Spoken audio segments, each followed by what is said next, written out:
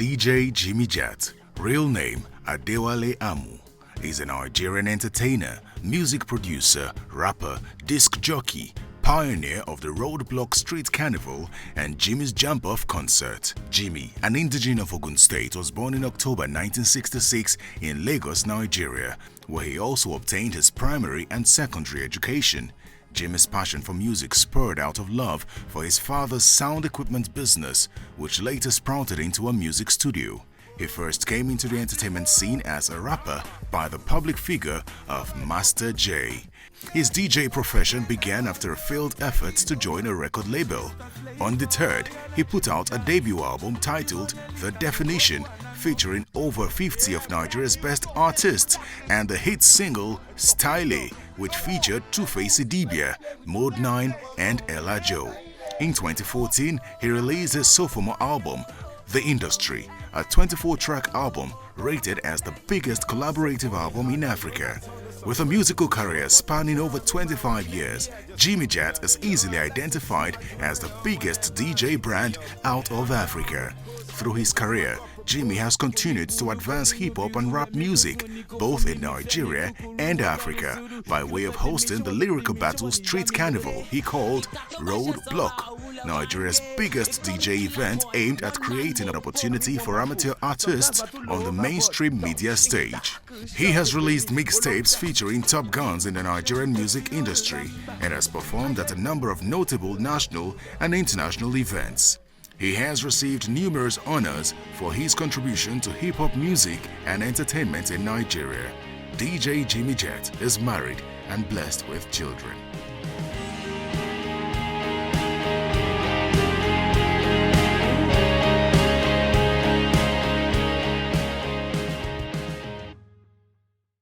DJ Jimmy Jatt. Yes, sir.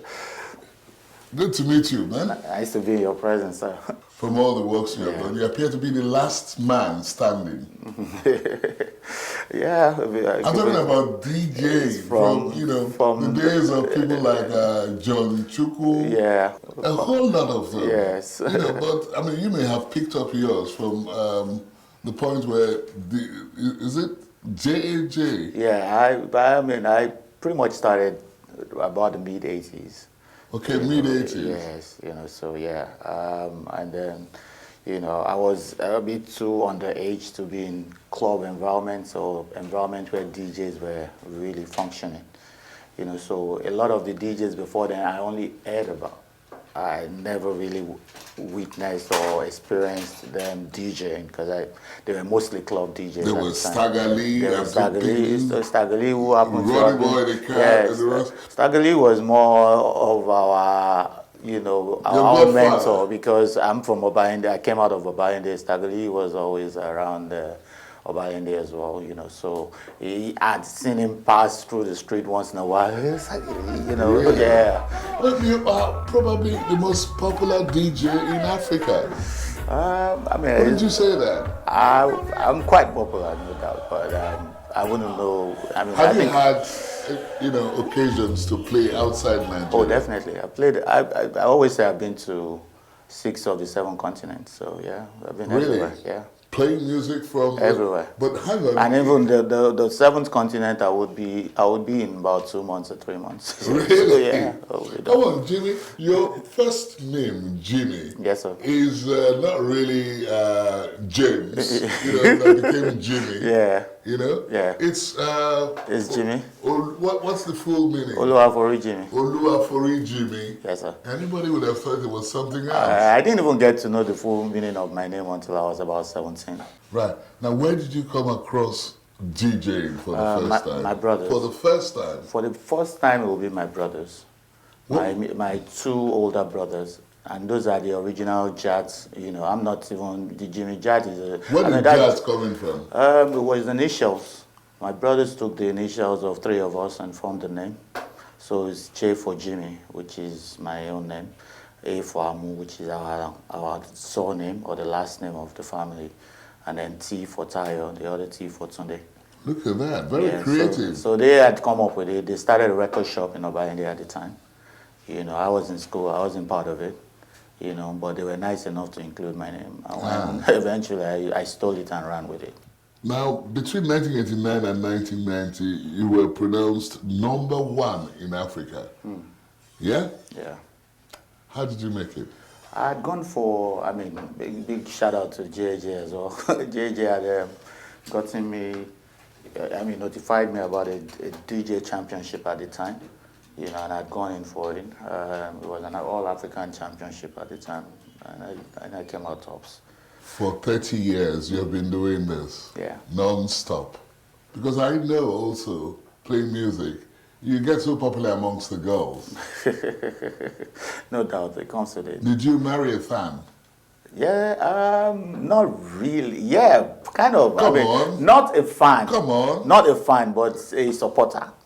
A supporter? Yes. What do you mean a supporter? Okay, so my wife used to be my friend and we used to party a lot together. I mean, like we weren't partying together, but we always meet at events or parties a lot. How did you know which events you were going to meet? No, I mean, we were in the same neighborhood and I was doing more of a lot of neighborhood gigs.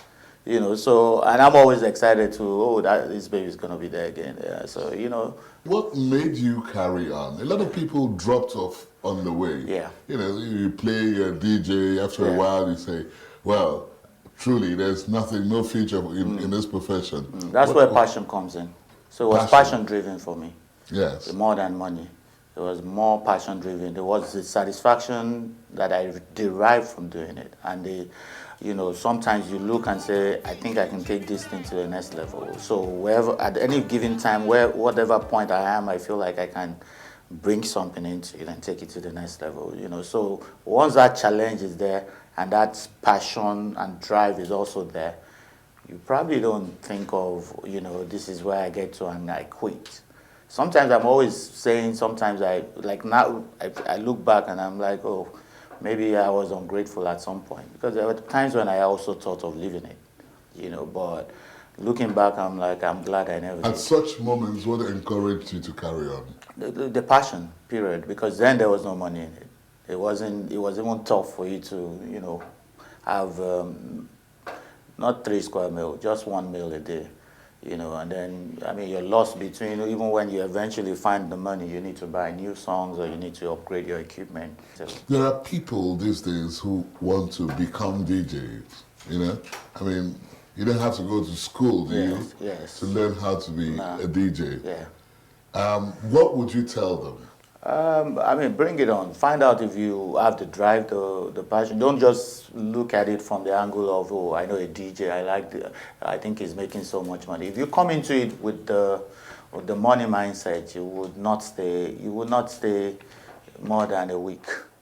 Because you understand what I'm saying? It's not like buying and selling, like you invest this and you make that. You know, it's a brand you build over a long period of time. So if you're not patient enough, you might not get to that point where you would be convinced enough to say, this is what I want to do. Have you been able to buy a car, DJ?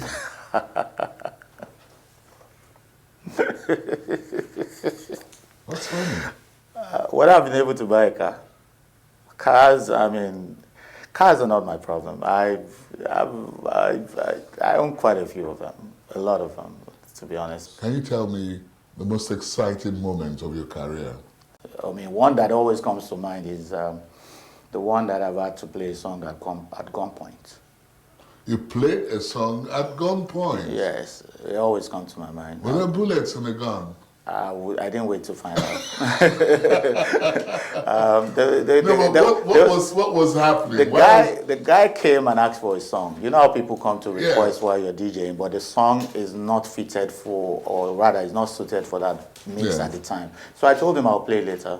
He came later and he was not very polite. So I told him, guy, leave me. I'm not. When I have time, I'll play. Then the third time he came and he had to come to my side and ask for the song. So I played it. And when do you hope to, pack it up? I stopped thinking about that.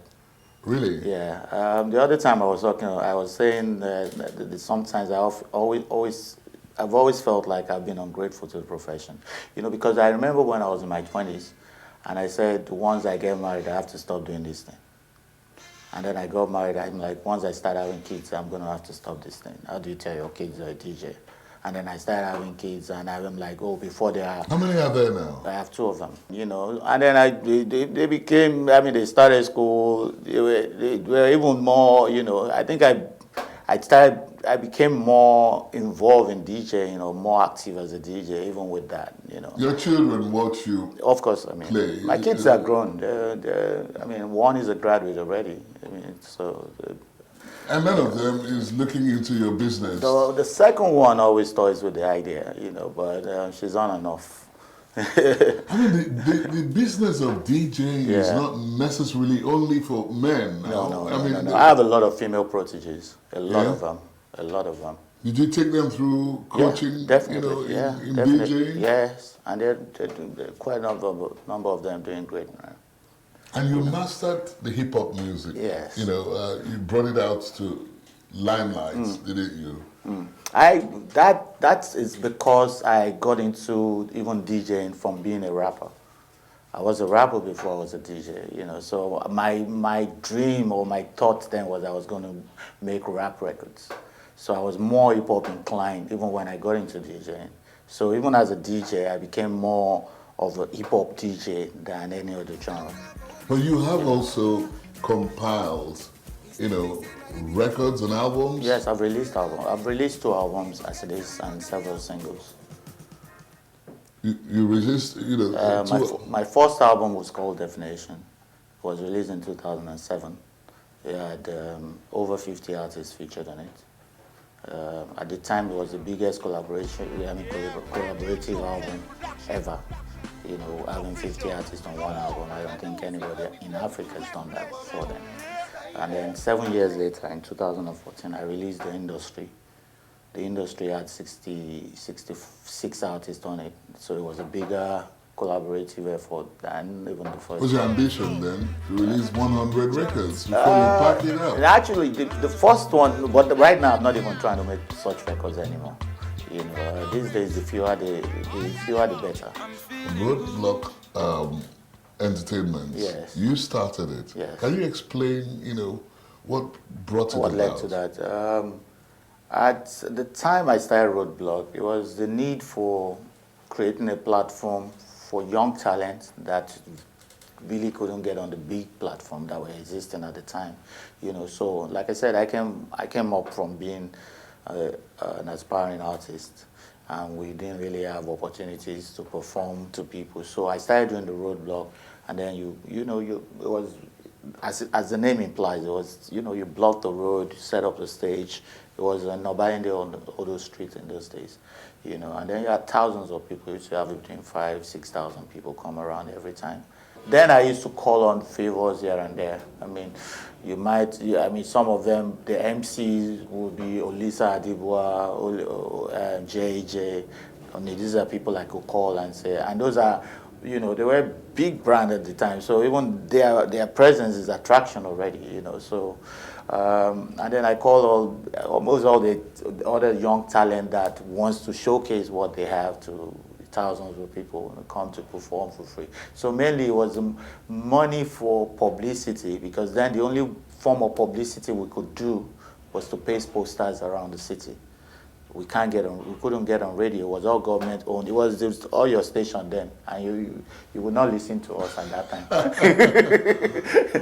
So we had to find a way to communicate that, and it worked. And I think a lot of concept developed on that. All the concept of artists, being used as promo, means for corporate events, for corporate brands and all that, all developed from there.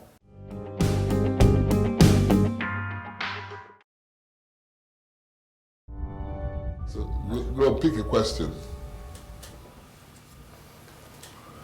And you read the question.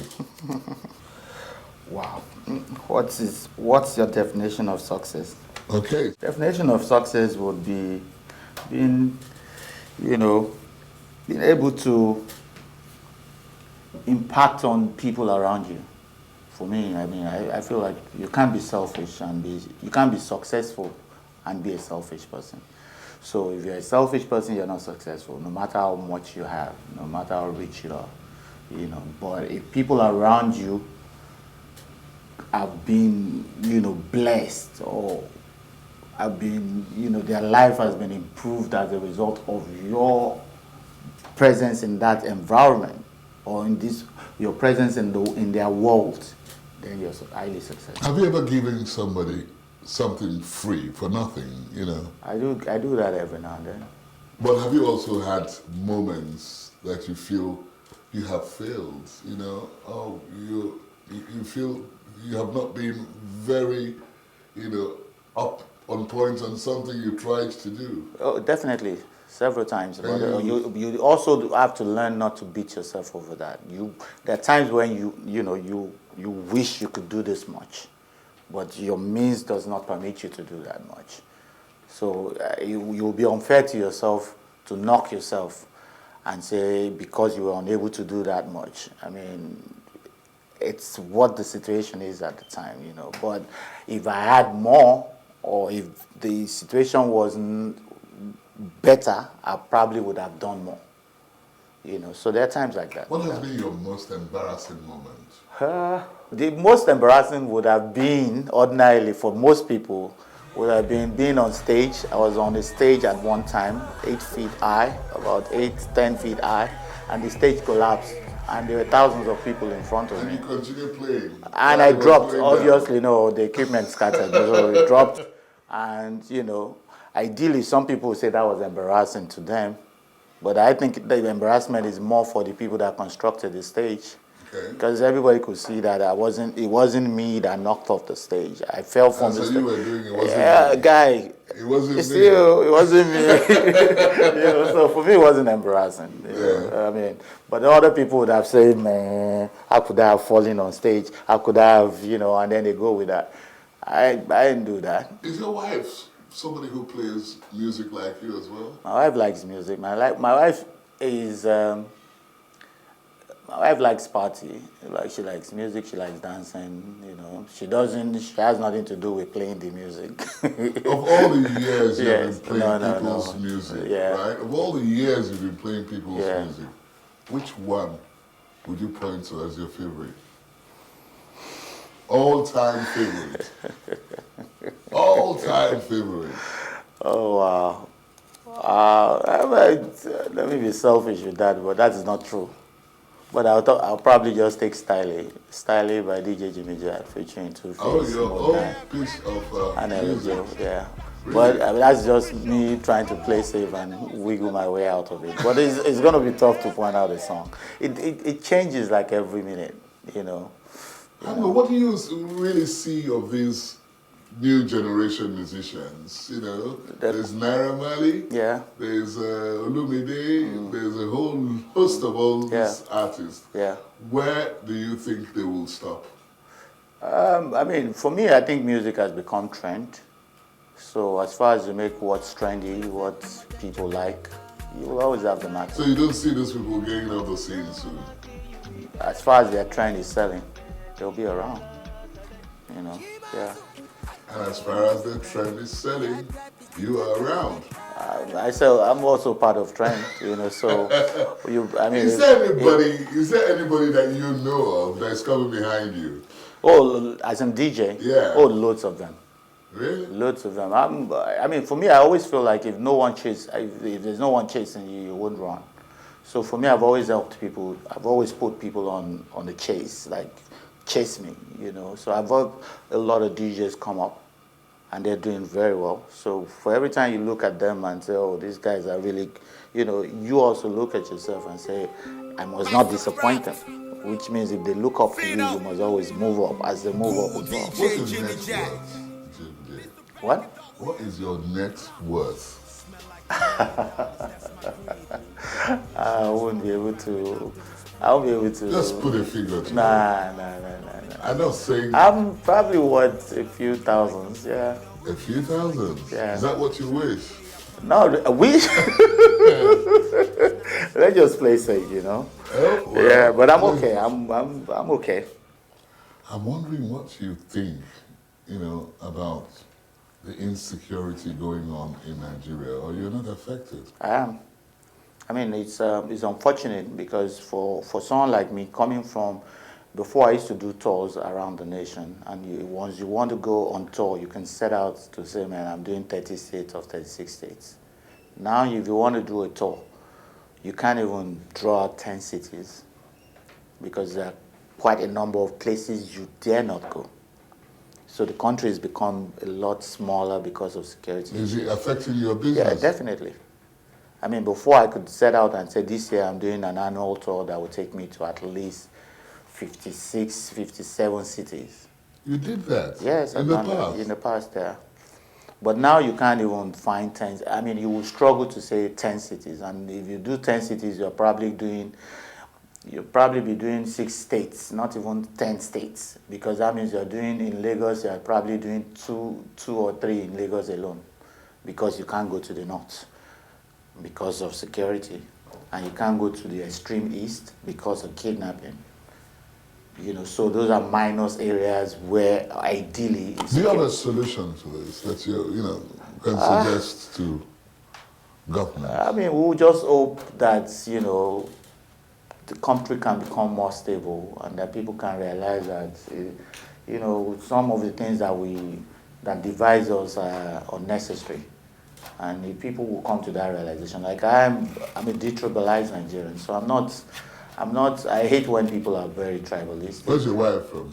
My wife is from Edo State.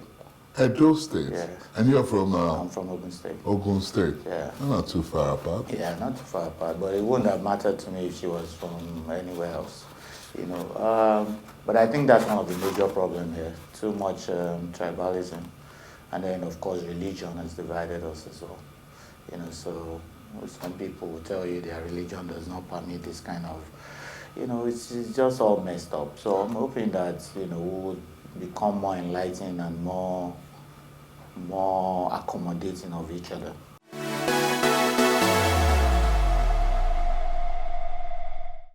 You're about to be cast away to a mountaintop. Yeah. For 10 days. Yeah.